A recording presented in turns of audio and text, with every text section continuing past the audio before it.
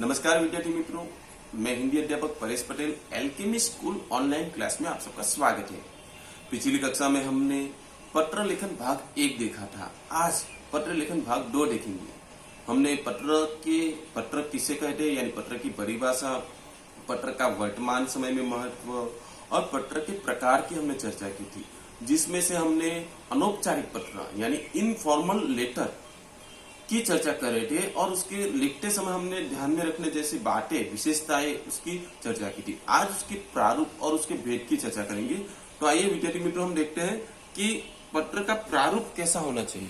तो सबसे पहले हम दाहिनी ओर, कॉपी में दाहिनी ओर ऊपर, सबसे ऊपर परीक्षा भवन यानी कि हम वहां पर पता लिखते हैं। अगर यहाँ पर व्यक्ति का नाम और पता दिया जाए तो वो लिखेंगे, लेकिन अगर जो लिख रहा है उसके बात कर रहा हूं, उसका नाम और पता अगर नहीं दिया गया, परीक्षा में लिख रहे हो तो वहां पर परीक्षा भवन और दिनांक आएगा।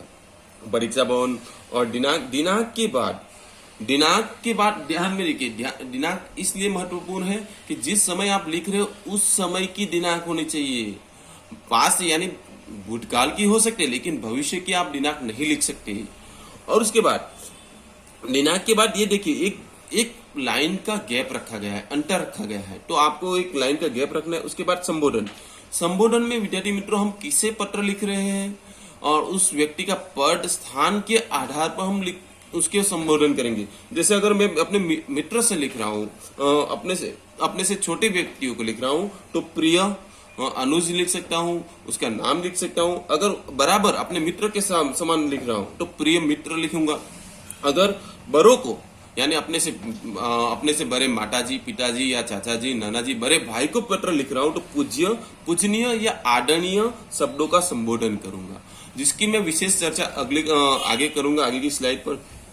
अभिवादन मतलब हम लोग संबोधन के बाद उनके लिए शब्दों का प्रयोग करते हैं। जैसे छोटे हैं हमसे, तो अपने से छोटे भाई या बहन को पत्र लिख रहे हैं तो उस समय स्नेह शब्द का प्रयोग करते हैं, या फिर अपने से बराबर तो नमस्कार का प्रयोग करेंगे। मित्र के लिए हम नमस्कार का प्रयोग करेंगे, प्रिय मित्र नमस्कार करेंगे। उसके बाद अगर हम बड़ों से, हमसे बड़े व्यक्ति हैं तो उनके लिए चाचा जी, नाना जी, तो उसके लिए हम लोग कहेंगे सादर नमस्कार, सादर प्रणाम या सादर चरण स्पर्श आदि शब्दों का प्रयोग करते हैं। उसके बाद हम लोग विषय यानी जो मुख्य भाग है उसकी बात करेंगे। विषय में हम लोग कई बार 2 हिस्सों में बांटते थे, लेकिन पत्र में मुख्यतः 3 उसके परिच्छेद बनाए जाते हैं, यानी 3 पैराग्राफ में लिखे जाते हैं।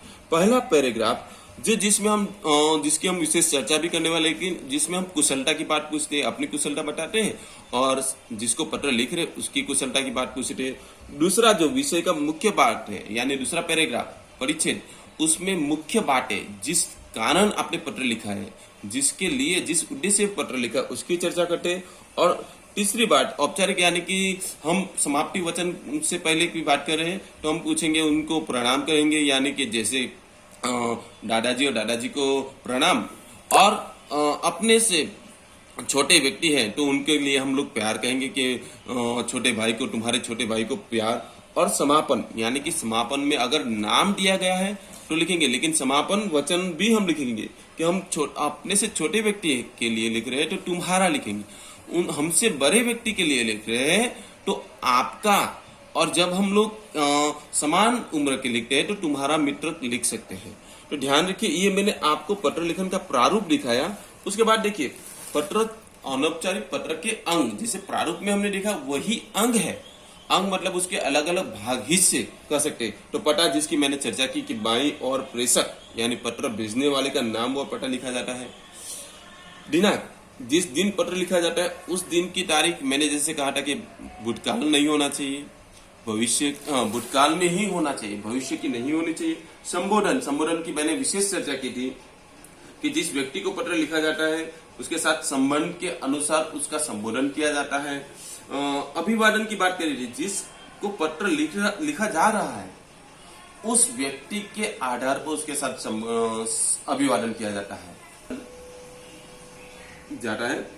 उसके अनुसार, जैसे कि सादर प्रणाम, चरण स्पर्श, नमस्ते, नमस्कार, मधुर प्यार आदि शब्दों का प्रयोग करते हैं हम लोग। उसके बाद देखते हैं मुख्य विषय में मैंने जैसे आपको कहा कि 3 परिच्छेद में हम लोग प्रयोग करते हैं। मुख्य विषय को मुख्यतः 3 अनुच्छेदों में विभाजित किया जाना चाहिए, यानी 3 विभाग परिच्छेद में, पैराग्राफ में।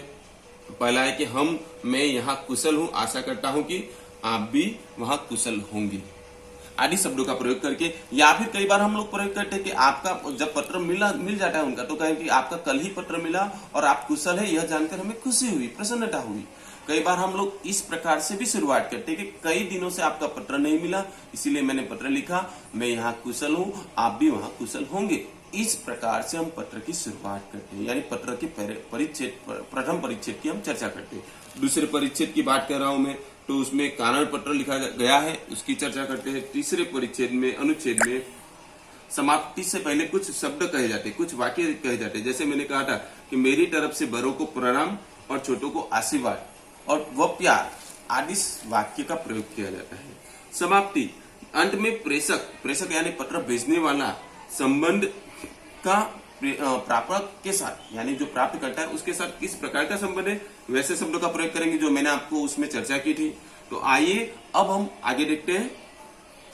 अनौपचारिक पत्र में संबोधन और अभिवादन व समाप्ति शब्द, खास तौर पर उसकी चर्चा हम।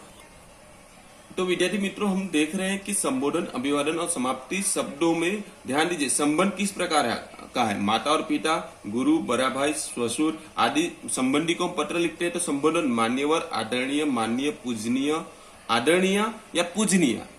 अभिवादन नमस्कार, प्रणाम, चरण स्पर्श। देखिए, और निवेदन अंतिम शब्द आपका स्नेह पात्र, जो हम लोग समापन में अंत में शब्द लिखते हैं, आपका कृपाकांक्षी या आपका आज्ञाकारी। वैसे ही छोटे भाई को पत्र लिखते हैं या भतीजा, पुत्र, भांजा, बहन आदि को संबंधी को पत्र लिखते हैं तो चिरंजीवी, संबोधन में चिरंजीवी का प्रयोग कर सकते हैं, प्रियवर का प्रयोग कर सकते हैं। अभिवादन में शुभाशीष या प्रसन्न रहो शब्द का प्रयोग करते हैं। और अंत में तुम्हारा हितैषी मतलब हित चाहने वाला, शुभाकांक्षी, शुभ चिंतक आदि। और मित्र, सहपाठी यानी अपने से समान उम्र वाले व्यक्ति के लिए हम लोग प्रिय, मित्रवर, प्रिय आदि।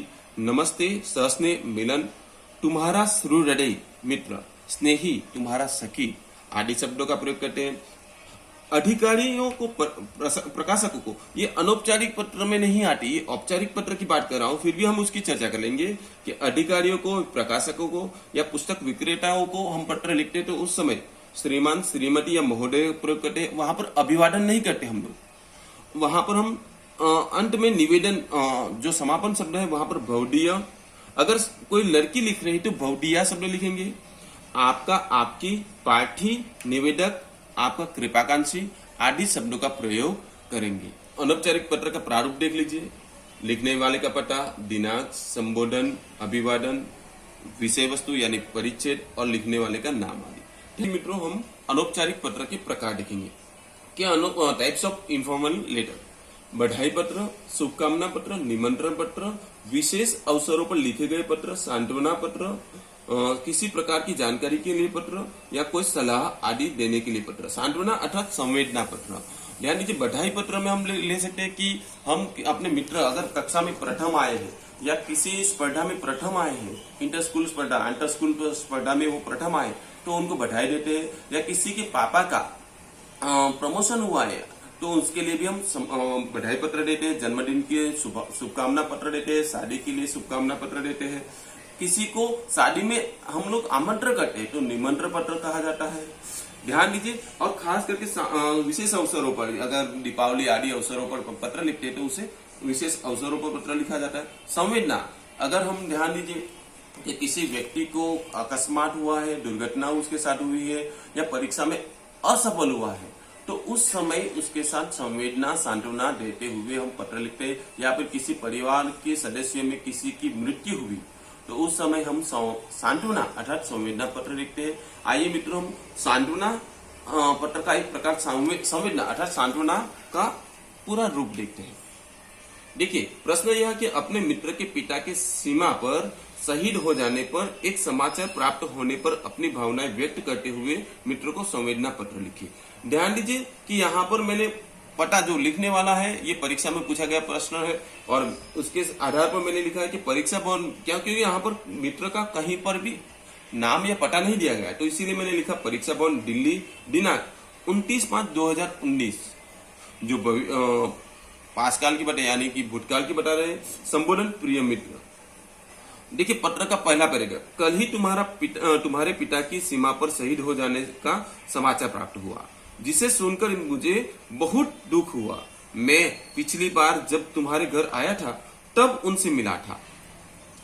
तुम्हारे पिता एक बहादुर सिपाही थे, जिन्होंने अपने प्राणों की परवाह न करते हुए देश के लिए अपने प्राणों की आहुति दे दी। इस समाचार को सुनकर जहां एक और अपना दुख हो रहा है, वहीं दूसरी ओर गर्व भी महसूस हो रहा है कि ईश्वर के आगे किसी की भी नहीं चलती। हमारे जीवन के आगे आकस्मिक निधन, आगे हाथ की डोर उनके हाथों में है।